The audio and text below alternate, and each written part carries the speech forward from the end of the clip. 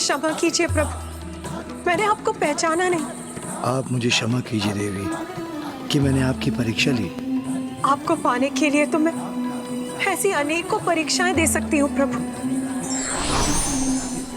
सभी विकारों से परे अब आप अपनी पूर्णता में हैं अथवा नहीं, मात्र यही देखना चाहता था देवी, जिसके लिए मुझे ये अवतार लेना पड़ा। मैं तो पूर्ण रूप से आपके प्रति समर्पित हूँ प्रभु, और सदैव रहूंगी। अब आपका साथ पाकर मैं अपनी अपूर्णता से रिक्त होकर पूर्णता प्राप्त करूंगा, क्योंकि ये लीला संसार के समक्ष ये सत्य उजागर करेगी कि परस्पर संबंध का आधार तभी सुदृढ़ होता है जब वो पूर्ण विश्वास, पूर्ण निष्ठा और पूर्ण त्याग पर टिका हो।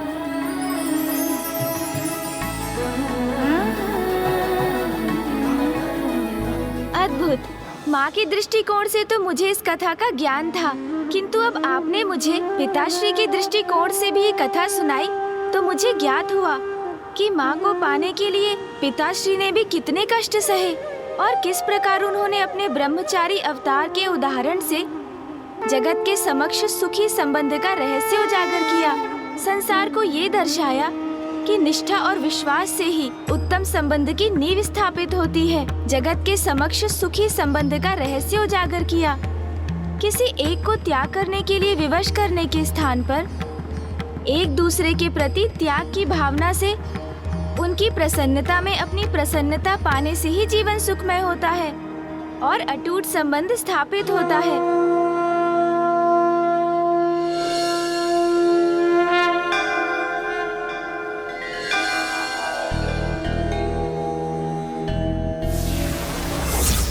ओम नमः शिवाय। ओम नमः शिवाय।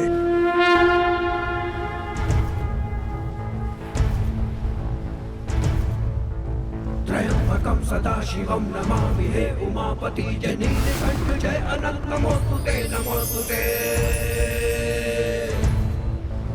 हो भोलेनाथ भक्त के हो कष्ट से निवारते, ये सृष्टि सारी संकटों से जीवी है उबारते। ओम नमः शिवाय, ओम नमः शिवाय, ओम नमः शिवाय, ओम नमः शिवाय, ओम नमः शिवाय, ओम नमः शिवाय। सही व्यथा अनेक और वर्षों तक प्रतीक्षा की मां पार्वती के जैसे शिव जी ने भी है परीक्षा दी। संभव है कुछ भी जिसने दृढ़ निश्चय मन से कर लिया, ब्रह्मचारी अवतार में संदेश ये सबको दिया।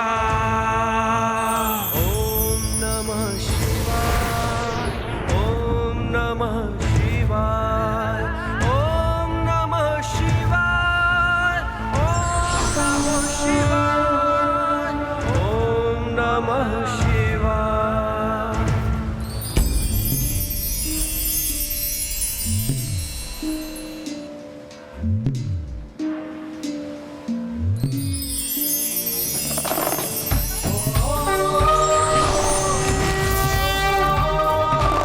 प्रणाम प्रभु। प्रणाम प्रभु। कल्याण हो।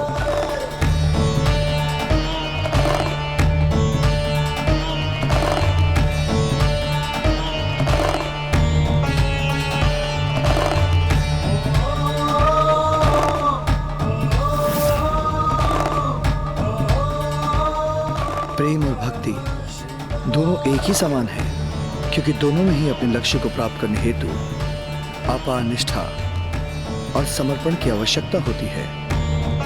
किंतु ये भी स्मरण रखना अनिवार्य है कि यदि किसी की भी निष्ठा में तनिक भी कमी रह जाती है अथवा उसके प्रेम और भक्ति में निज स्वार्थ का मिश्रण होता है, तो उसे जो भी पाया होता है वो उसे खोने पर विवश भी हो सकता है।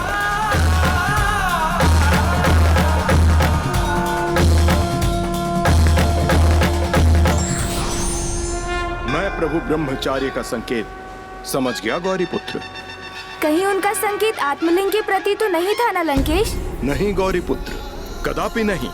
ओहो, लंकेश के मन मस्तिष्क पर भक्ति के अहंकार का ऐसा आवरण चढ़ा हुआ है कि ये तो किसी भी मूल्य पर कुछ समझने के लिए तैयार ही नहीं।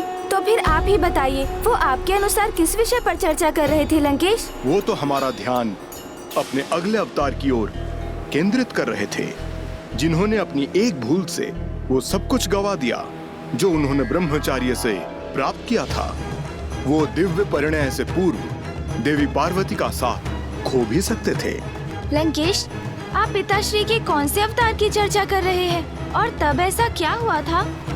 मैं आदि नटेश्वर महाशिव के नट अवतार की अर्थात प्रभु सुनट नर्तक की चर्चा कर रहा हूँ गौरीपुत्र।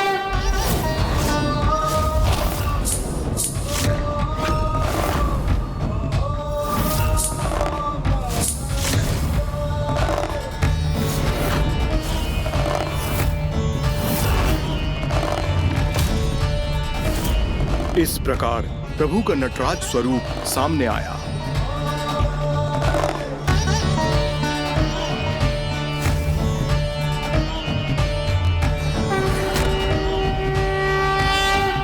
प्रभु सुनट नर्तक।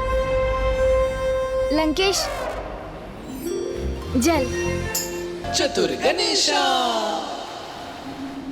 लंकेश, जितना रोचक प्रभु की इन अवतार का नाम है, उनकी कथा भी अवश्य उतनी ही रुचिकर होगी और उससे जगत को एक महान सीख भी प्राप्त हुई होगी। गौरीपुत्र, प्रभु की लीला तो सर्वथा अद्भुत ही है और उनके प्रत्येक अवतार के पीछे सदैव जगत कल्याण का यही उद्देश्य रहता है कि उनके उदाहरण से जगत वासियों को अनूठा एवं सहज ज्ञान प्राप्त हो, जिसका लाभ उठाकर वो अपना जीवन सफल और उपयोगी बना सके। इसी क्रम में प्रभु शिव शंकर शंभु ने अपने सुनट नर्तक अवतार से मर्यादा पूर्वक सुखी वैवाहिक जीवन व्यतीत करने का मार्ग प्रदर्शित किया। गौरीपुत्र, इस कथा का आधार बना वो प्रसंग जब प्रभु के ब्रह्मचारी अवतार लेने के उपरांत देवी पार्वती को अपने साथ कैलाश ले जाने की इच्छा व्यक्त की और माँ ने पिताश्री का ये प्रस्ताव अस्वीकार कर दिया। हाँ गौरीपुत्र। आप ये क्या कह रही हैं देवी? आपकी इस अस्वीकृति का क्या अर्थ है? प्रभु, मेरा अर्थ है कि अभी मैं आपके साथ कैलाश नहीं आ सकती, क्योंकि हमारा पूर्ण मिलन तो तभी स्थापित हो सकता है जब विधि विधान से हमारा ब्रह्म विवाह संपन्न हो, जो तभी संभव है जब आप अथवा आपके पक्ष से कोई मेरे माता पिता के समक्ष विवाह प्रस्ताव लेकर प्रस्तुत हो और वो कन्यादान कर मुझे आपको सौंपे, क्योंकि कन्यादान के बिना आपका मुझ पर पूर्ण अधिकार कैसे हो सकता है प्रभु? आपने सर्वथा उचित कहा देवी, क्योंकि मर्यादाओं को निभाए बिना कोई भी कार्य न तो शुभ होता है और न ही पूर्ण होता है।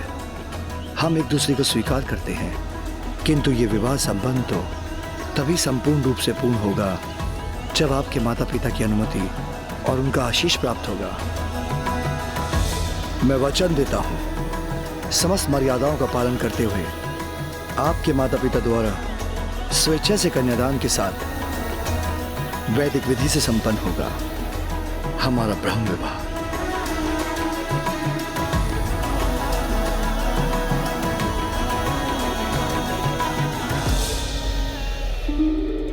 मुझे ज्ञात है, पिताश्री द्वारा ब्रह्म विवाह की विधि का चुनाव करने का कारण था कि ये विधि ही विवाह की श्रेष्ठता और संपूर्णता प्रदान करती है,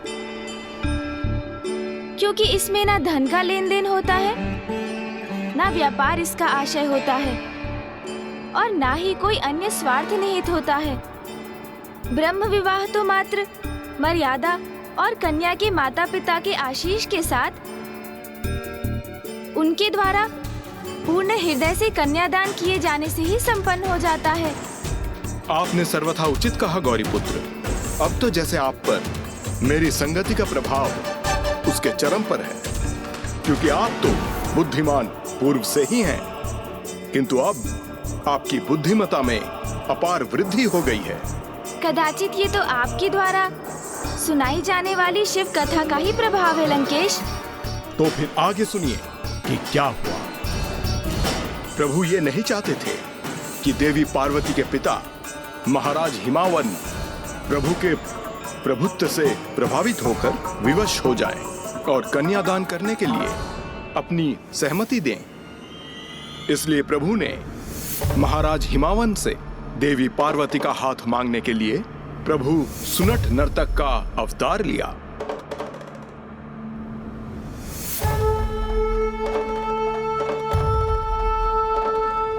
अब समय आ गया है।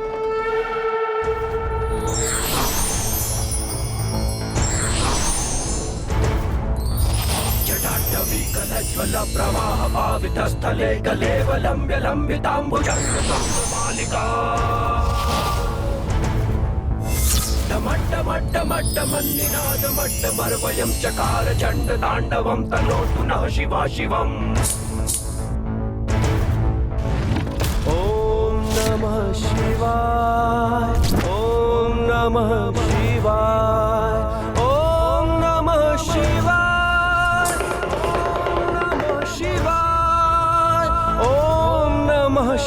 हरि हरि ओम, हरि हरि ओम, हरि हरि ओम, हरि हरि ओम, हरि हरि ओम, अति सुंदर। हरि हरि ओम, प्रभु का ये रूप तो सर्वथा अद्भुत है। हरि हरि ओम।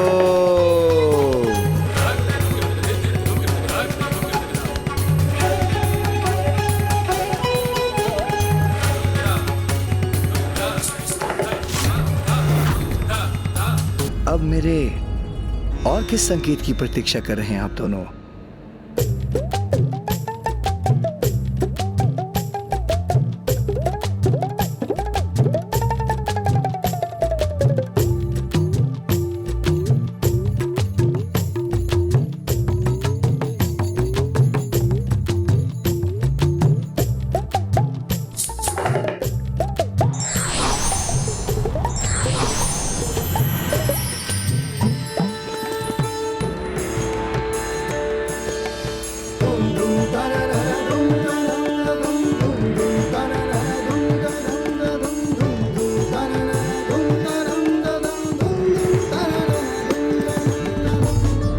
हरि हरि ओम,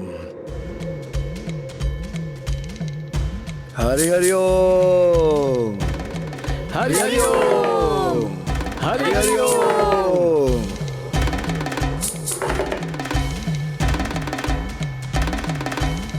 हरि हरि ओम, हरि हरि ओम,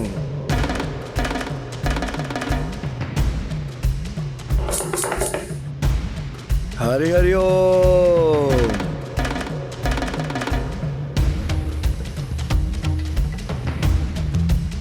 हरि हरि ओम। इतनी व्यग्रता का आभास क्यों हो रहा है मुझे?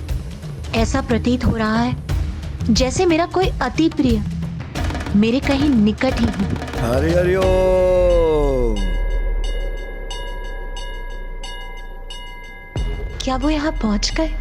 कौन सखी? कौन पहुंच गए यहाँ? नहीं, कोई नहीं।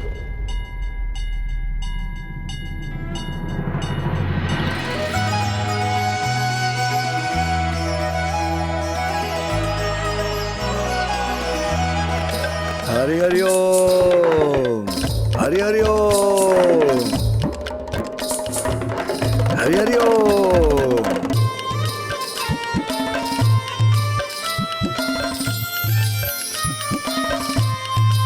हरि हरि ओम, हरि हरि ओम।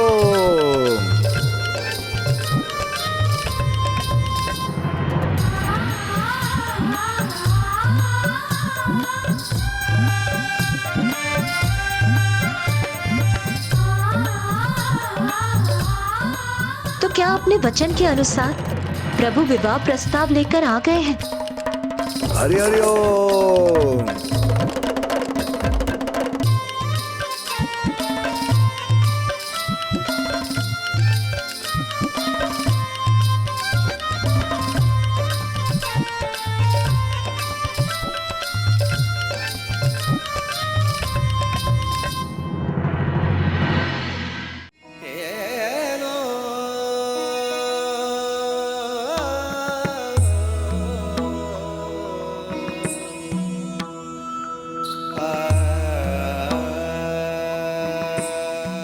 ये तो कोई और ही, किंतु फिर भी इनके प्रति आकर्षण का आभास क्यों हो रहा है मुझे?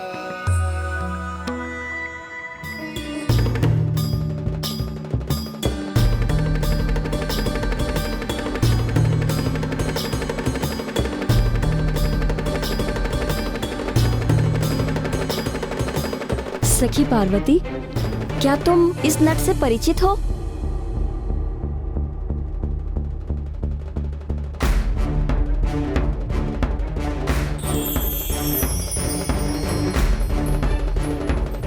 इतने समय बाद माता के दर्शन हुए। विश्वास नहीं हो रहा कि माता सती नवीन रूप लेके हमारे समक्ष आ गई हैं। हाँ नंदिदी, माता तो देखकर तो मैं भी बहुत आनंदित हूँ।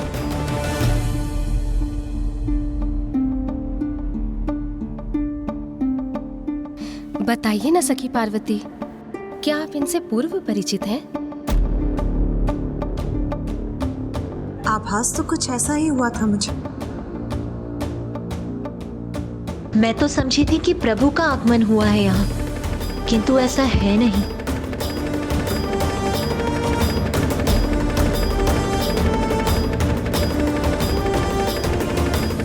अर्थात माँ को शंका हुई थी कि नट के रूप में पिताश्री ही है। गौरी पुत्र, नट तो अपना भेष और रूप परिवर्तित करने में अत्यंत निपुण होते हैं। प्रभु महादेव शिव शंकर शंभु तो आदि नट हैं, स्वयं नटेश्वर हैं वो। फिर भला उन्हें इतनी सरलता से कौन पहचान सकता था? देवी पार्वती को उनके आगमन का आभास हो चुका था, किंतु फिर भी इसे लेकर उनके मन में एक संशय था। फिर क्या हुआ लंकेश? फिर प्रभु ने क्या किया? उन्होंने देवी पार्वती के माता पिता का ध्यान अपनी ओर आकर्षित करने का प्रयास किया, किंतु वो इसमें सर्वथा विफल होने वाले थे।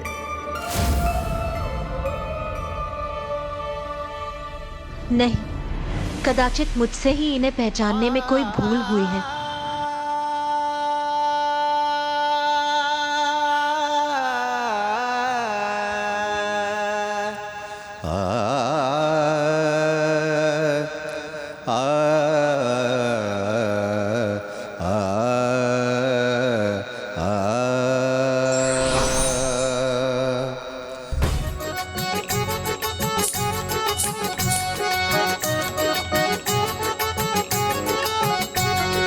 हरि नाम अनंत, हरि कथा अनंता, धन्य हो जीवन सुन पावन गाथा। हरि नाम अनंत, हरि कथा अनंता, धन्य हो जीवन सुन पावन गाथा। नारायण की महिमा अगम अपार, पाप मिटाने हेतु लिए अवतार। सुनो सुनो महिमा अपरम पार, सुनो सुनो महिमा अपरम पार। सुनो सुनो सुनो महिमा अपरम पार, सुनो सुनो महिमा अपरम पार।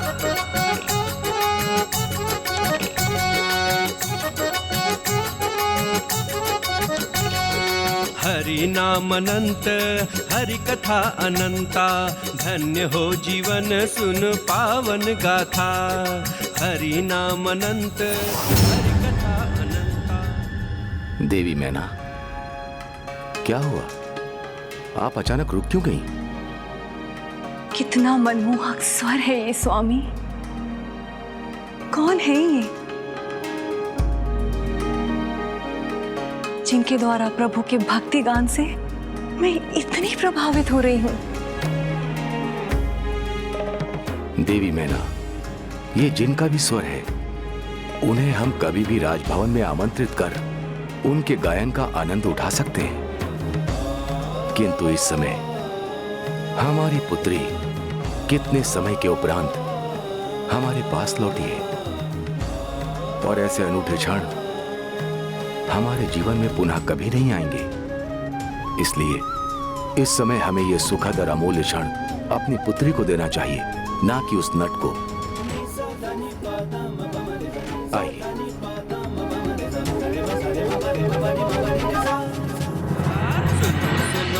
महिमा अपरंपार, सुनो सुनो महिमा अपरंपार, सुनो सुनो सुनो महिमा अपरंपार, सुनो सुनो महिमा अपरंपार।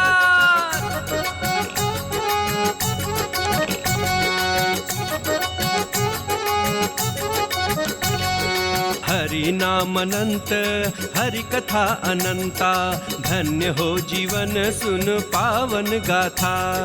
हरि नाम अनंत, हरि कथा अनंता, धन्य हो जीवन सुन पावन गाथा। नारायण की महिमा अगम अपार, पाप मिटाने हेतु लिए अवतार।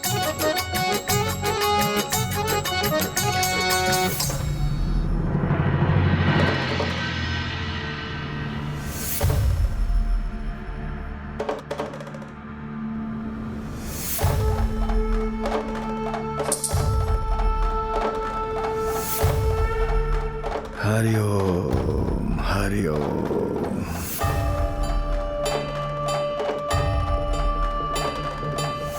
हरि ओम, हरि ओम। महाराज, मुझे आशा है मैं आपको यहां अपने नट कौशल का प्रदर्शन करने प्रस्तुत हुआ हूं। यदि आप मुझे एक अवसर दें तो मैं आपको अपने प्रभु विष्णु, प्रभु शिव की कथा सुनाने का एक अवसर चाहता हूं। हरि हरि ओम।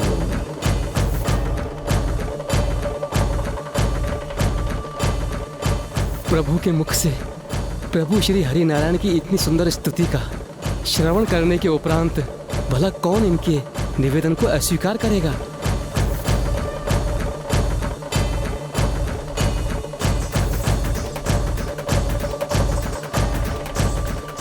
अद्भुत। स्वागत है तुम्हारा सुनट नर्तक। तुम्हारे गायन से मैं और मेरा समस्त परिवार अत्यंत प्रभावित हुआ और मुझे पूर्ण विश्वास है कि तुम्हारा नट कौशल और भी प्रभावी होगा, किंतु आज का दिन उसके लिए उचित नहीं है।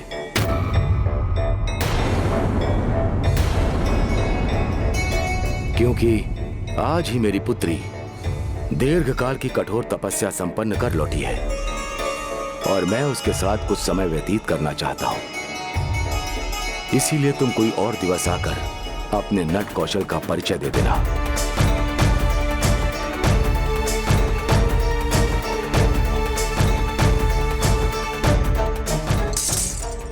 हरि हरि ओम, हरि ओम।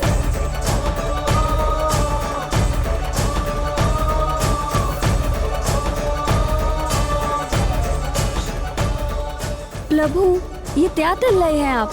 हाँ प्रभु, आप ऐसे कैसे लौट सकते हैं? नंदी, तोतला, हम यहाँ बिना निमंत्रण के अथवा पूर्व सूचना के ही पहुंच गए। इस समय साधारण प्रजाजन के रूप में होने के कारण हमें राजा के आदेश का पालन करना सर्वथा अनिवार्य है, क्योंकि यही राजा और प्रजा के संबंध की मर्यादा के अनुरूप है। हरि ओम, हरि ओम।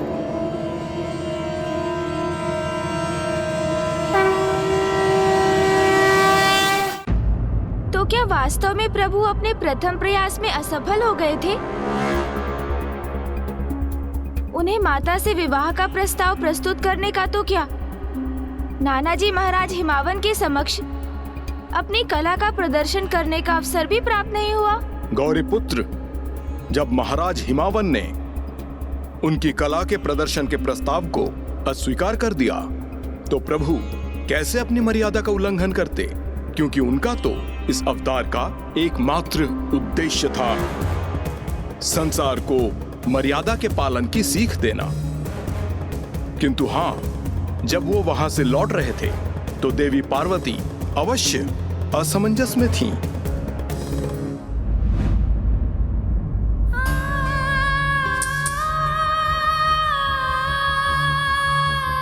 अपने किसी से विलग होने की अपार वेदना का अनुभव क्यों हो रहा है मुझे?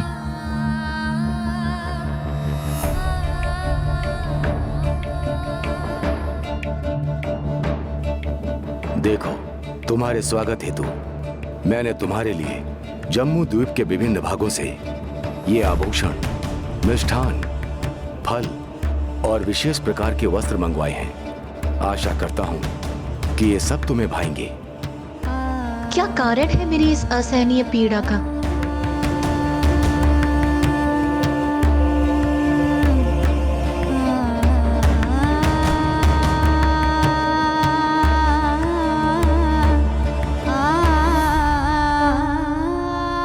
पार्वती,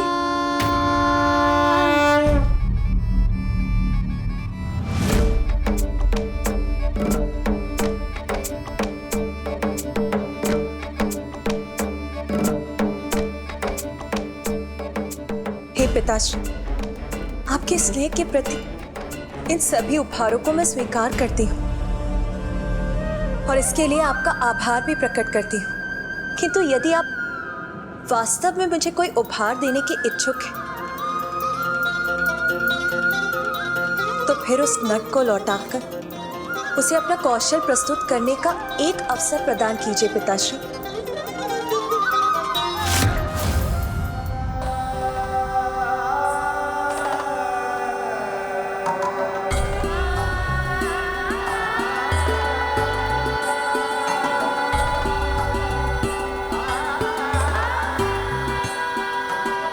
अवश्य पुत्री, तुम्हारी प्रत्येक इच्छा पूर्ण करना मैं अपना सौभाग्य समझता हूं। मैं किसी भी प्रकार उस नट को यहां प्रस्तुत करूंगा।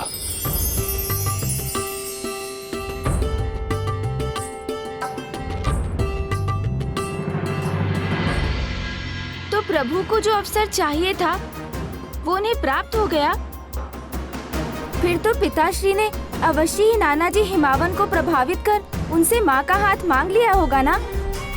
आप कुछ भूल रहे हैं गौरी पुत्र। मैंने आपसे पूर्व में ही कहा था, प्रभु सुनट नर्तक तो ऐसा कुछ करने वाले थे जिससे उनका सर्वस्व दांव पर लगने वाला था। कैसे लंकेश?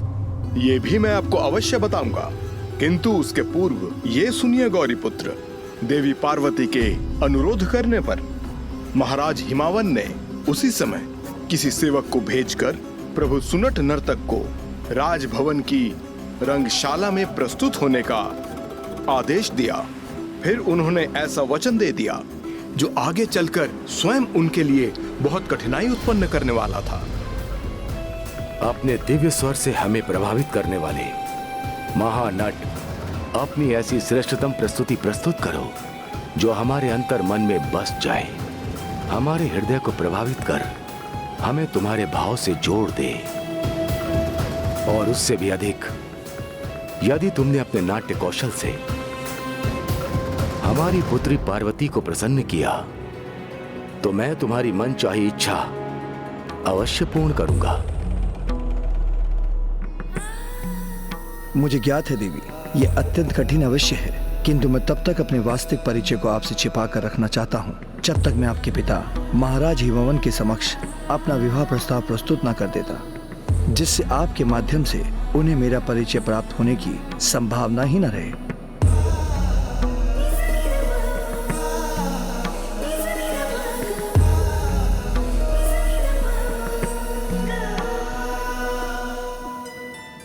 महाराज, मुझे आशा है कि मेरे अपूर्व कला कौशल के प्रदर्शन के उपरांत आप अपने वचन पर स्थिर रहेंगे और मेरी मनचाही इच्छा अवश्य पूर्ण करेंगे। विश्वास रखो नट, यदि तुमने अपना कार्य कुशलता से पूर्ण किया तो मैं अपना वचन अवश्य पूर्ण करूंगा। तब उचित है मैं अपने नाटक के माध्यम से आपको एक कथा सुनाऊंगा, कथा भस्मासुर की।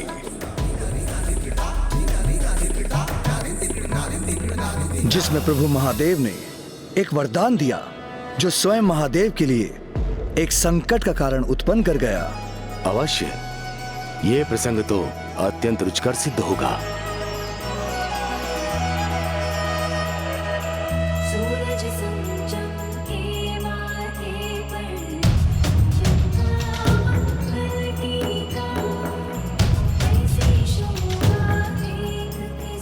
हाँ महाराज, अत्यंत रुचिकर होगा।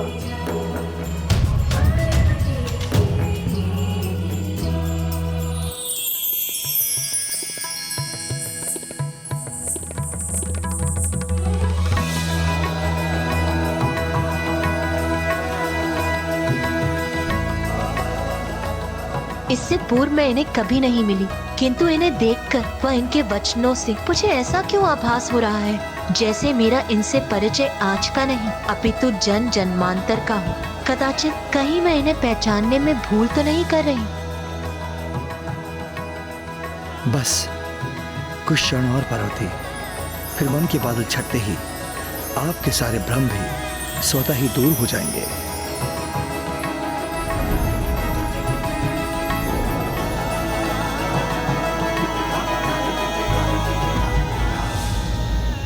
प्रेम और भक्ति दोनों ही एक दूसरे के पूरक हैं, किंतु ईश्वर की इच्छा एवं कृपा के बिना इसे प्राप्त नहीं किया जा सकता।